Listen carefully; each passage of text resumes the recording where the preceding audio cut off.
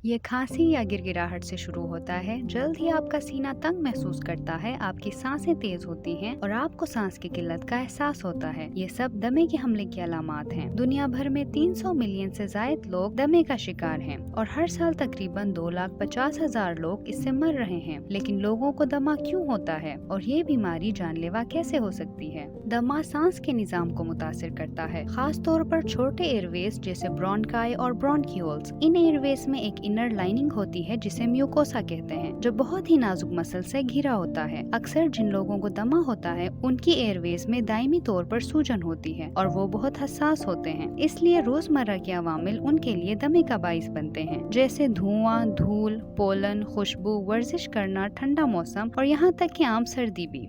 जब हम मामूल के मुताबिक सांस लेते हैं तो हमारे एयरवेज के गिर्द फट्टे नरम होते हैं, लेकिन जब आपको दमा होता है तो फट्टे सख्त हो जाते हैं और हवा का गुजरना मुश्किल हो जाता है। जब दमा के मरीजों को इन अवामिल का सामना करना पड़ता है तो वो मसल्स जिन्होंने उनके फेफड़ों के गिर्द छोटे एयरवेज को कवर किया होता है वो सिकुड़ जाते हैं, तंग हो जाते हैं और बहुत ज्यादा म्यूकस यानी बलगम सिक्रीट करते हैं। आम हालात में हमारा जिस्म इस म्यूकस को धूल और पोलेंस को साफ करने के लिए इस्तेमाल करता है, लेकिन अस्थमा अटैक के दौरान ये इस तंग नाली को ब्लॉक कर देता है और सांस लेना और ज्यादा मुश्किल हो जाता है। अस्थमा के हमले के दौरान एयरवेज में सोजिश की वजह से सांस अंदर लेने के मुकाबले में सांस बाहर निकालना मुश्किल होता है। वक्त गुजरने के साथ ये फेफड़ों में हवा की ज्यादती का बाइस बनता है, जिसे हाइपर इन्फ्लेशन कहा जाता है। फेफड़ों के अंदर हवा का ज्यादा जमा होना जिस्म को ज्यादा काम करने पर मजबूर करता है कि वो इस हवा को तरतीब से अंदर और बाहर मुंतकिल करे, जिसके नतीजे में जिस्म के मुख्तलिफ एज़ा को ऑक्सीजन की तरसील में कमी वाक़ई होती है। बाज़ औक़ात इलाज न करने की वजह से शदीद दमा के हमलों को जिस्म बर्दाश्त नहीं कर पाता, जो ऑक्सीजन की कमी की वजह से मौत का बाइस बन सकता है। दमा का इलाज मुख्तलिफ तरीकों से किया जाता है, जिनमें इन्हेलर्स, न्यूबलाइजर्स के जरिए दी जाने वाली दवा, खाने की दवाइयाँ और सांस लेने वाली मशीन शामिल हैं।